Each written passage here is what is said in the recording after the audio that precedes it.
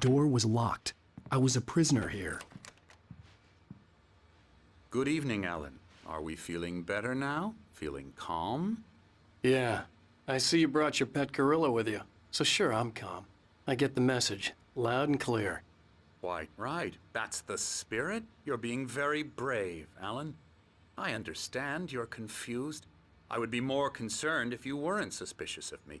I don't blame you for it. Big of you. Now, why don't you come with me?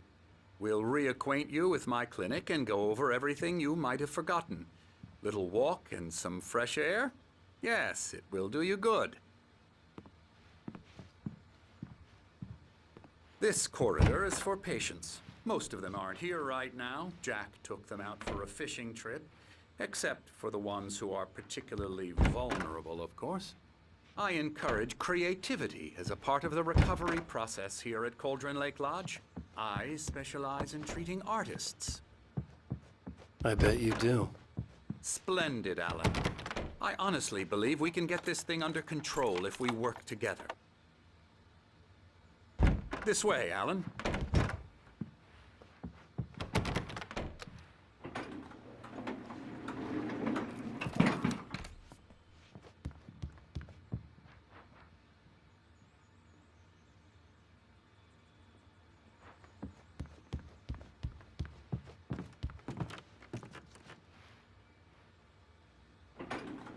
Now, Alan, from past experience with you, I know I need to get right into the heart of the matter as quickly as I can after an episode.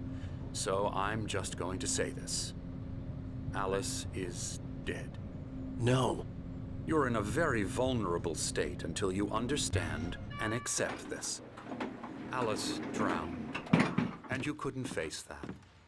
You're suffering from hallucinations, paranoid delusions, unusual thinking, an obsession about light and darkness, a feeling that everything revolves around you, your thoughts and dreams. Your mind has constructed an elaborate fantasy scenario in which your writings are affecting reality. She has been kidnapped and supernatural forces of darkness are trying to stop you. We go this way, Alan. I wasn't ready for another shot, so I went along with it. He had to be lying. But under the influence of the drug he had given me, I had to fight not to believe his words. It's all in your head. You've been making it up. Apart from the tragic accident with your wife, no one has been killed. Your delusions are just a manifestation of your subconscious mind trying to protect you from the too painful truth. Unless we fight the fantasy, it will return. I know the instinct is to resist me, but think about it. Doesn't this make far more sense than the insane supernatural conspiracy you have concocted in your mind? You're a skeptic by nature, Alan. We both know this. Everything can be explained logically.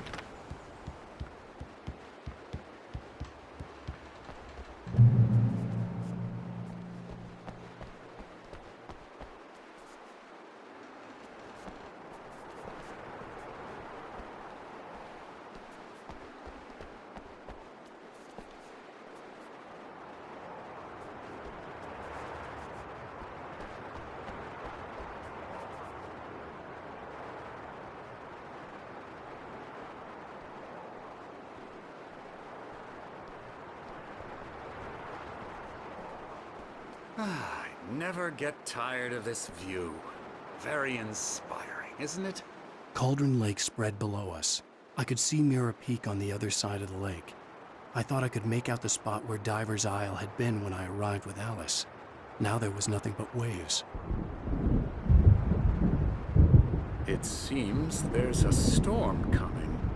Funny, I don't recall there being a mention of that in the weather forecast. Well, no matter. This way. Follow me. Alan, what I'm telling you is good news. Right now, we're in control. Every time you have a relapse, it gets more and more difficult to resurface from the dark depths of your imagination. Not surprising, considering your profession. Imagination is what you work with. After all your nightmares, this should come as an immense relief to you. If it doesn't, why is that? Because I'm lying? Or because you don't want to admit that you're not well? It's very natural for you to think of me as your enemy. It's part of the illness. I let him talk. After all, Hartman I'm the obviously one loved trying his to own bring you voice. out of the His world words you've echoed constructed madly for inside yourself. my head. But I I can't dug my do nails it into by the palms of my myself. hands to stay You need focused. to work with me. Once you accept that, we can begin the journey towards your recovery. Come along. Let's go inside.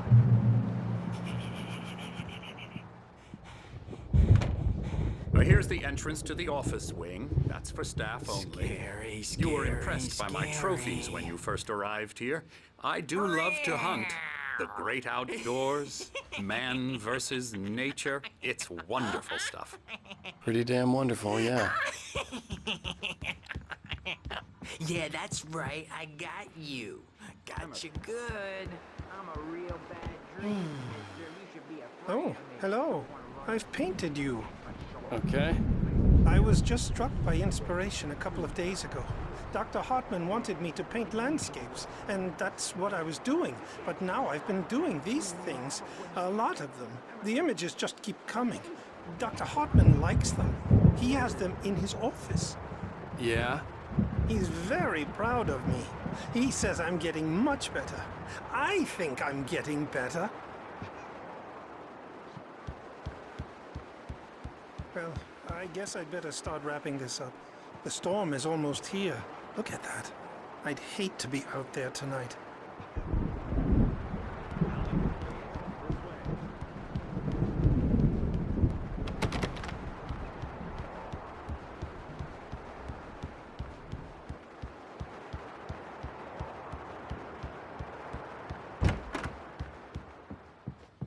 Now, you might have noticed the typewriter in your room. You've been writing as a part of the therapy. As soon as you feel up to it, you should continue.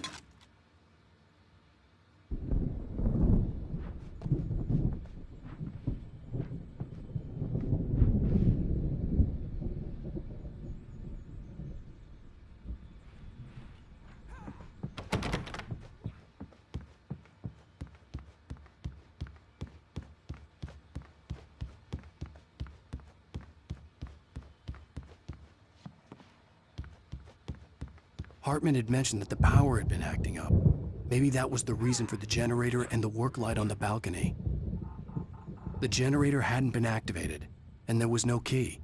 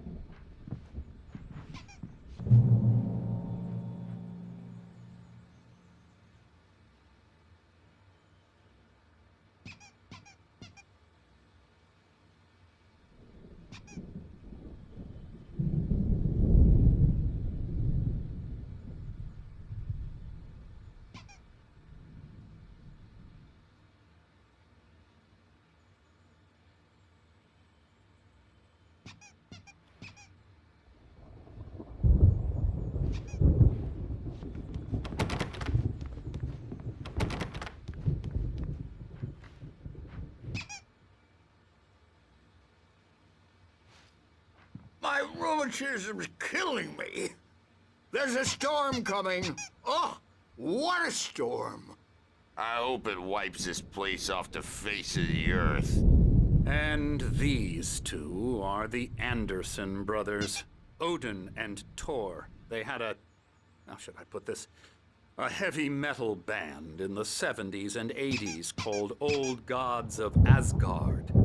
They even adopted new first names to complete the image of Viking gods. After the band broke up, they lived on a farm nearby. They are, well, in advanced stages of dementia. They're well cared for, TLC and all that. There's nothing more that can be done. I'm afraid that the rock and roll lifestyle has left its mark.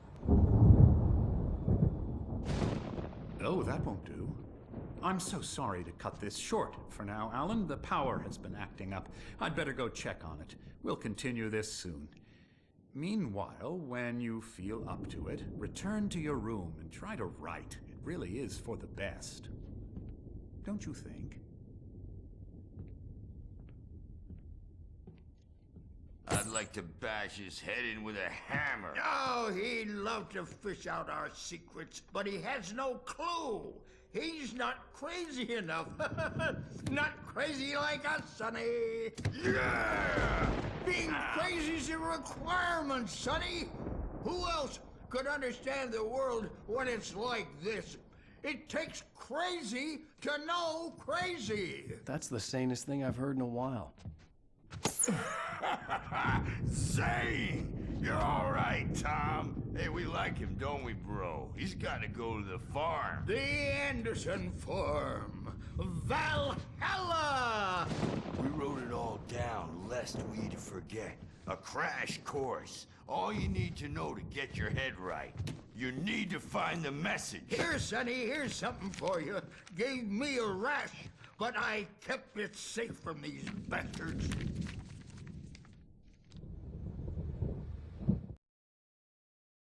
Zane could feel the poems, taking form, shaping things. As he experimented, he imagined he could almost feel the power surging through the keys of the typewriter. It exhilarated him. But there was fear, too. If not for his young assistant Emil, he would have given it up. But Emil convinced him otherwise. He too had a way with words.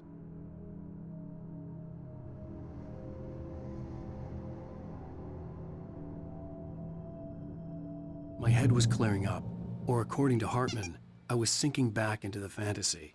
I was convinced he was lying to me about everything. Crazy or not, the Andersons made more sense.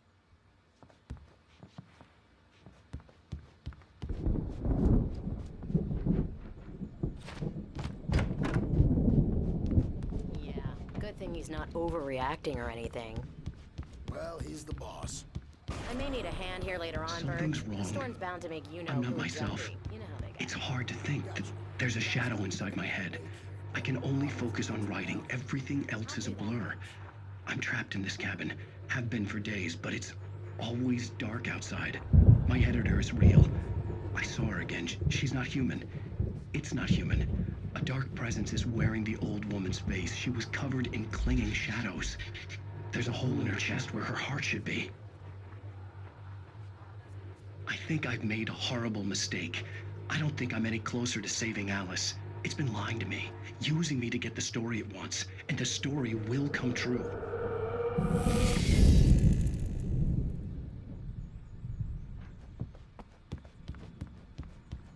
Hey, Wake, why don't you humor Dr. Hartman and give the writing a shot, huh? Typewriter's in your room.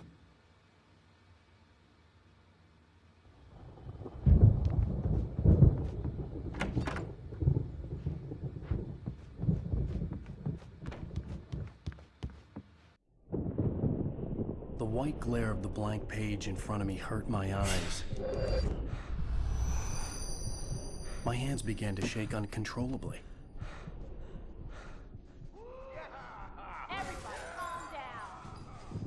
Put that down. Bert, I need help. Hey, Wake, you stay here. I'm gonna go see what's up. You just keep doing what you're doing. Be cool, okay?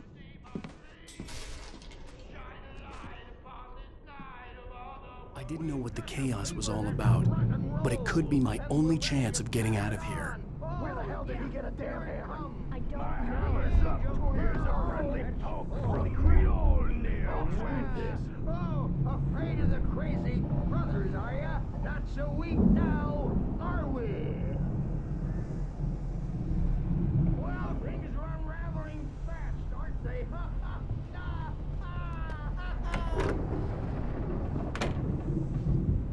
It's my store.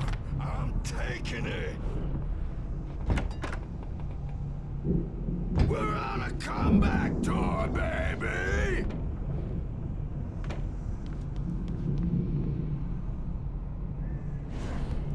Hammer's Way will have its say rise up in their name! Hartman kept talking, giving Barry the grand tour, clearly proud of the place. He went on and on about his hunting trophies, and Barry was impressed. But he was here on business. He raised his voice, cut through the monologue. "Hey, Hartman, where's Al?" Hartman stopped in mid-sentence, annoyed at the interruption. He nodded at the hulking orderly standing nearby. The man smiled and clapped a practiced hand on Barry's shoulder.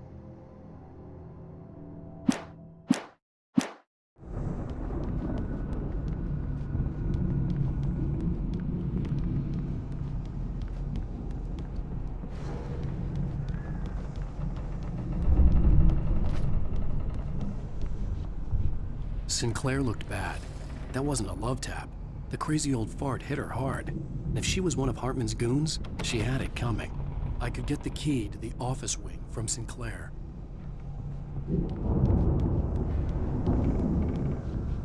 The backstage is all yours, Tom! Seize your destiny!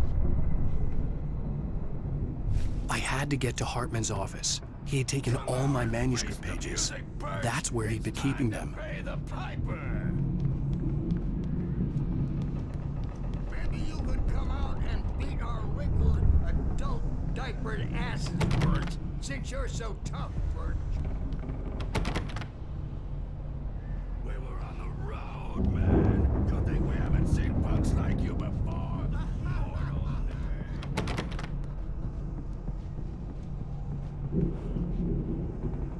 Yeah, you better hide, Birch. My wrath will break you.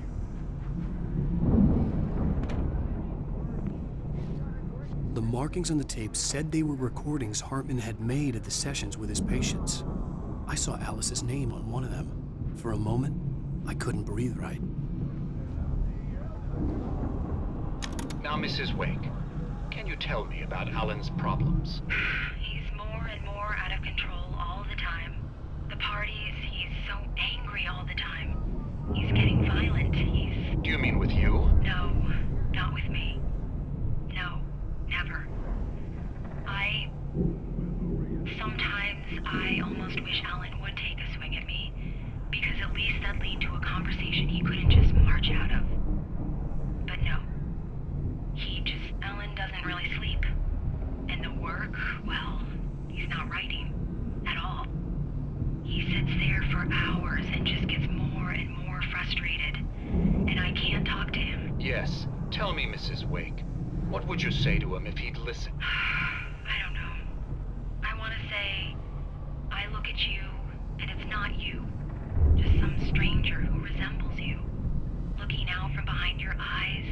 And I don't like that guy much. And now it's all gonna go to hell. But you don't ever say this. No. I've tried, but he's not listening.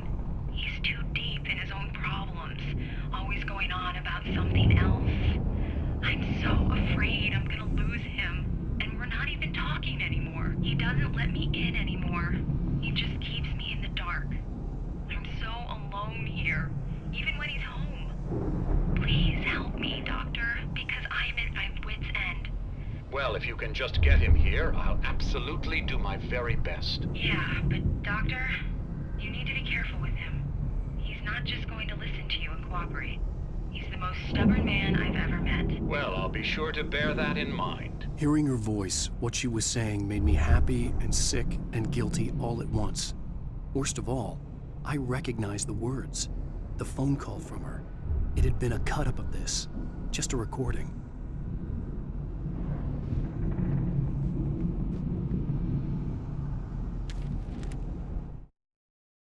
Hartman wasn't happy. Mott could see it in his eyes. He quickly lowered his own. He had made a mess of it, and he knew it. The shame of failure was hard to bear. He hadn't expected Wake to say he needed more time, and he blurted out 2 days, less than Wake had asked for to show him who was in charge. But that wasn't part of Hartman's plan.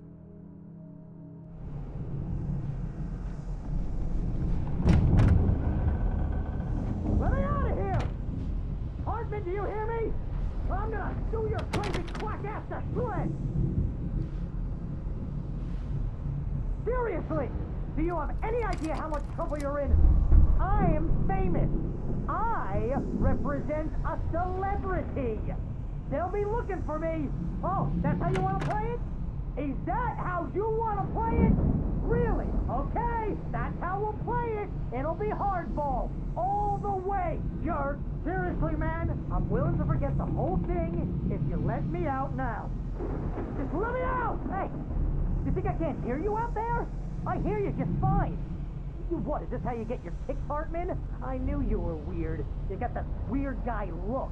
If you're one of those nurses, I'll double what he's paying you, okay? Do you have any idea how much I make as an agent of a best-selling writer? A lot. Is a personal check good? Barry? Ow! About time! Barry! Man, am I glad to see you. We need to get to Hartman's office. It's right next door. You okay? Yeah. I mean, no!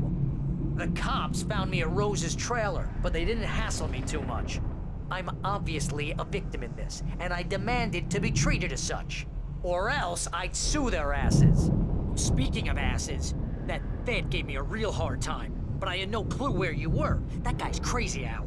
But he let me go, and then I get a call from Hartman, that son of a bitch, who tells me you're here, and I should come pick you up, but when I got here, 2 goons clobbered me and stuck me in there. What's with the cutout? I stole it from the diner to piss off Rose after what she did to us. That'll teach her. Yeah, that's a harsh punishment. Come on, pal, we gotta get going.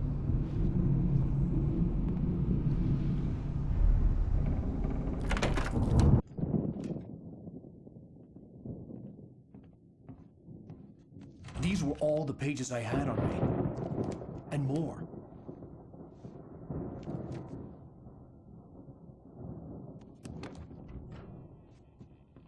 Alan, please. You're sliding back into the... Tell me one more lie and I'll shoot you in the face. Ah, well, it was worth a shot. Really, Wake, come on. Let's work together on this. You have no idea... Hartman, shut up! Barry, get out of here. I'll catch up with you. Get a car. Oh, Al, let's just... Go! Wake, listen to me. This is a mistake. Don't you see? Together we can create something absolutely wonderful. With your ability and mine.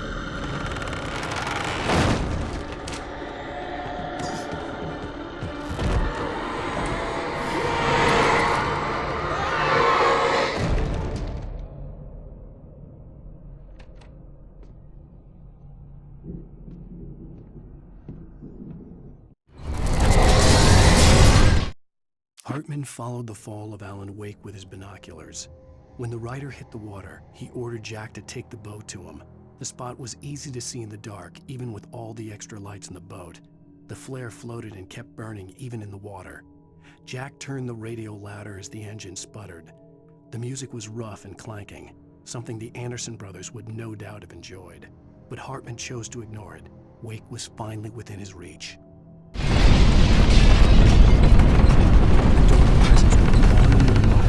I had to find a way out.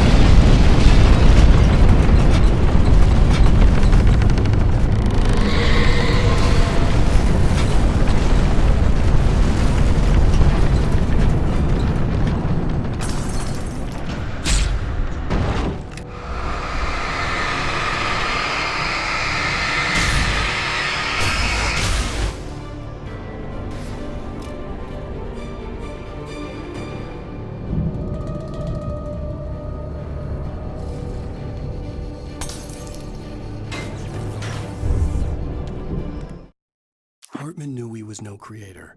He had no ambitions on that front.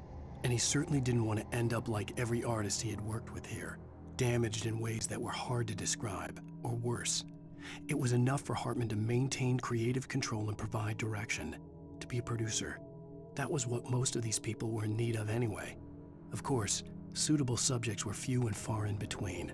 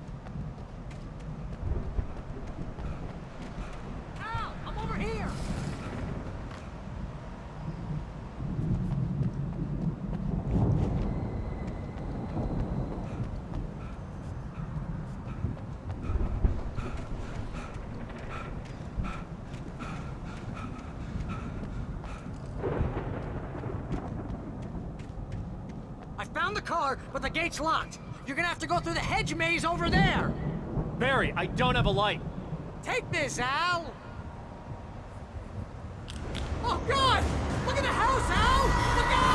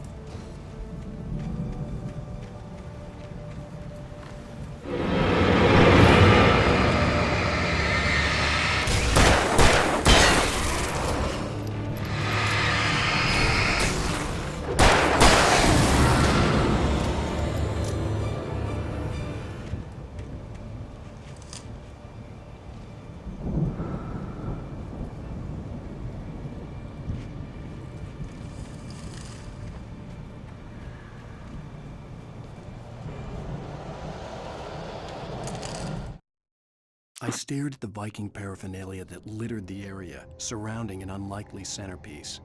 A full-size stage complete with an impressive sound system with all the trimmings, including a dragon. It took a special kind of crazy to build something like this in a remote field. When the sky split open with a deafening boom and the music started blasting, it felt strangely appropriate.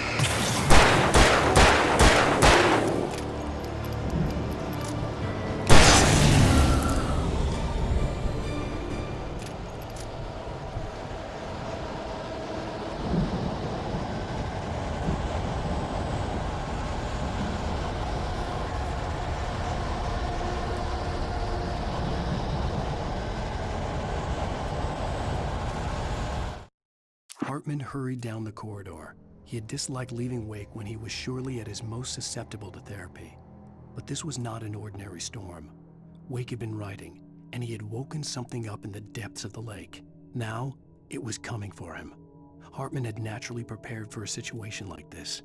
The idiot brothers would keep Wake distracted while Hartman double-checked everything, just to be sure.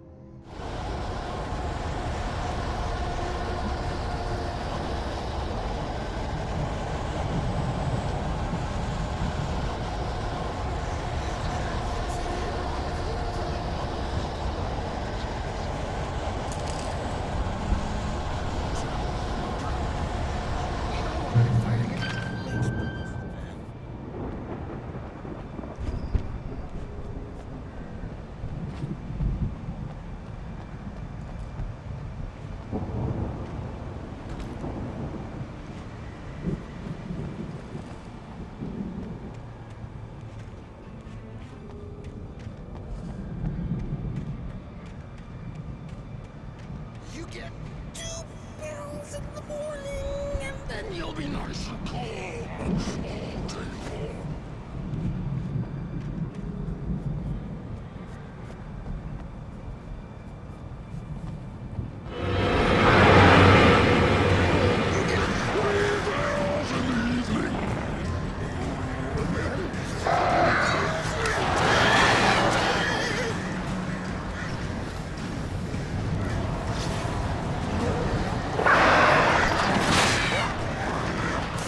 Like things to be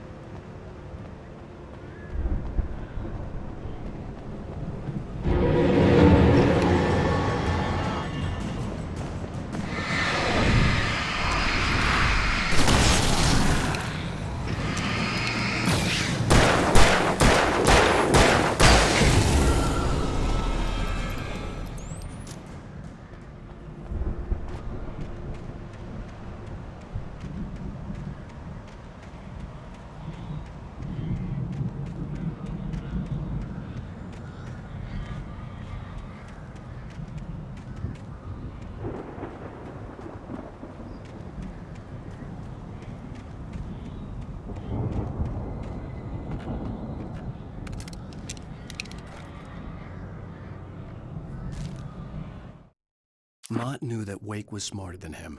Wake had more money, a beautiful wife, everything. And Hartman said Wake was important. That made him better than Mott. But Mott was calling the shots now. He'd expected Wake to whimper and grovel, but instead, he seemed willing to fight. Mott knew he'd gotten under Wake's skin. If only Mott actually had his wife. The thought made him shiver.